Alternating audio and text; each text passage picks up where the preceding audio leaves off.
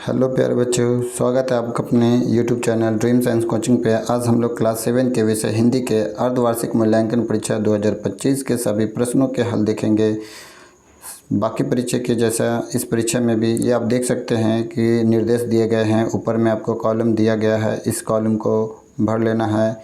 इस कॉलम को वीक्षक के हस्ताक्षर, मूल्यांकनकर्ता के हस्ताक्षर, ये सब नहीं भरना है आपको। इसमें पहला प्रश्न आप देखेंगे कोष्टक में दिए गए। चलिए, आप लोग बाकी सब वीडियो में देख देख के समझ गए होंगे, इसलिए मैं डायरेक्ट प्रश्नों के उत्तर पर मैं आता हूँ। तो आप देख सकते हैं प्यारे बच्चों कि यहाँ पर जो है क्या है कि कोष्टक में दिए गए विकल्पों में से सही विकल्प चुनकर रिक्त स्थानों की पूर्ति करें। पहला है हम पक्षी उन्मुक्त गगन के शीर्षक कविता के कवि कौन है? तो शिव मंगल सिंह हैं। ख हिमालय के बेटिया शीर्षक पाठ क्या है? तो ये एक निबंध है। क्या है? ये एक निबंध है। कठपुतली डैश से उबली, किससे उबली? तो गुस्से से उबली। मुरली वाले के पास कुल कितनी मुरलियाँ थी? तो 57 मुरलियाँ थी। अगला प्रश्न हम देखेंगे पांडु को कितनी रानियाँ थी? तो 2 रानियाँ थी। अगला प्रश्न बढ़ेंगे जो कि सही के कथन के सामने सही, गलत कथन के सामने गलत का निशान, और यहाँ पर ऑलरेडी आपके लिए लगा दिए हैं। आप लोग देख सकते हैं आसानी से, मैं पढ़ भी देता हूँ। चलिए प्यारे बच्चों, क्या है? क है। पहला प्रश्न क्या है कि पहला प्रश्न है पापा खो गए शीर्षक पाठ एक नाटक है क्या? बिल्कुल सही। तो चांद एक कुर्सी घसीटती हुई लाई, गलत। स्वर संधि के 5 भेद होते हैं, बिल्कुल सही। नदियों को माँ मानने की परंपरा हमारे यहाँ नहीं है, गलत, ये बहुत पुरानी है। पांडु के 5 पुत्र थे, बिल्कुल सही। चलिए अगले प्रश्न की तरफ हम लोग बढ़ते हैं। स्तंभ अ का मिलान स्तंभ व से कीजिए। यहाँ पर कर दिया है हमने, आपको बस गौर से देख लेना है और मैं पढ़ देता हूँ क्योंकि बहुत सारे बच्चों को देखने में समस्या होती है, तो मैं इसको पढ़ देता हूँ। अब देखेंगे गगन का पर्यायवाची शब्द क्या होता है? नभ होता है। दिन का विलोम शब्द रात होता है। तीसरा, अनल का अर्थ आग होता है। चौथा, जिसकी ग्रीवा सुंदर हो उसको सुग्रीव कहते हैं। पांचवा, आँख खुलना मुहावरा अर्थ है सावधान होना। चलिए अगले प्रश्न की तरफ हम लोग बढ़ते हैं। अगला प्रश्न है अति लघु उत्तरीय प्रश्न जो कि 20 शब्द में उत्तर देने हैं। तो चांद पुस्तक मूलतः किस भाषा में लिखी गई है? तो चांद पुस्तक मूलतः जापानी भाषा में लिखी गई है। ये क का उत्तर है। ख का देखेंगे क्या है? पापा खो गए नाटक में आपको सबसे बुद्धिमान पात्र कौन लगा? पापा खो गए नाटक में मुझे सबसे बुद्धिमान पात्र कौवा लगा। अगला प्रश्न हम लोग देखेंगे। अगला प्रश्न है राय विजय बहादुर के दोनों बच्चों का नाम क्या था? राय विजय बहादुर के दोनों बच्चों का नाम चुन्नू और मुन्नू था। अगला प्रश्न कठपुतली को गुस्सा क्यों आया? कठपुतली को गुस्सा इसलिए आया क्योंकि उसे हर तरफ से धागों से बांध दिया गया था।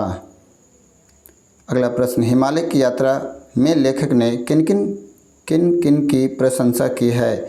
हिमालय की यात्रा में लेखक ने हिमालय से निकलने वाली नदियों, बर्फीली चोटियों, हरी भरी घाटियों, वृक्षों, विशाल मैदानों तथा सागर के हृदय की से प्रशंसा की है।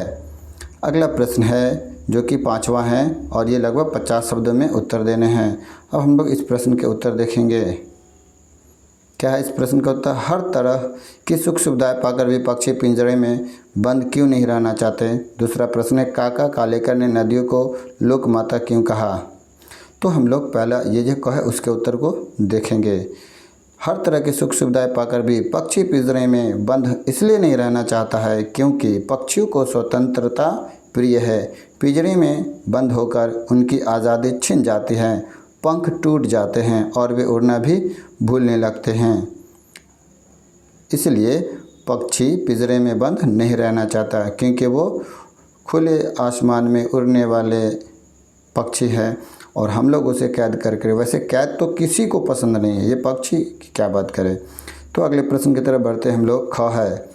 प्रश्न क्या है? पहली कठपुतली की बात दूसरी कठपुतली को क्यों अच्छी लगी अथवा मिठाई वाला अलग अलग चीज़ें क्यों बेचता था और वो महीनों बाद क्यों आता था? पहली कठपुतली की बात दूसरी कठपुतली को इसलिए अच्छी लगी क्योंकि वे सभी अपनी स्वतंत्रता चाहती थी और दूसरे के इशारे पर नाचने से दुखी थी। अगला दीर्घ उत्तरीय जो कि लास्ट है 10 नंबर के। आप इसमें देखेंगे 2 प्रश्न हैं जिनमें से किसी एक का उत्तर देना है। क्या वजह थी कि सभी पात्र मिलकर भी लड़की को उसके घर नहीं पहुंचा पा रहे थे, अथवा हम पक्षी उन्मुक्त गगन के शीर्षक कविता का अर्थ लिखे। तो हम लोग इसी अर्थ को देखेंगे, अथवा वाले प्रश्न के उत्तर देखेंगे।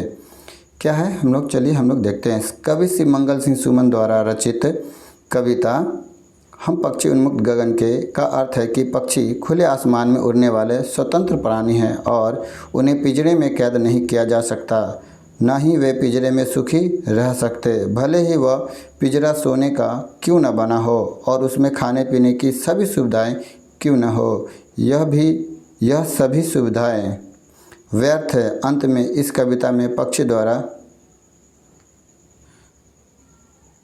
मनुष्य से प्रार्थना की जाती है कि जब ईश्वर ने हमें पंख दिए हैं तो हमारी उड़ान में बाधा मत डालो, हमें आज़ादी से उड़ने दो। इस तरह से अब ये सारे प्रश्नों के उत्तर समाप्त हो चुके हैं।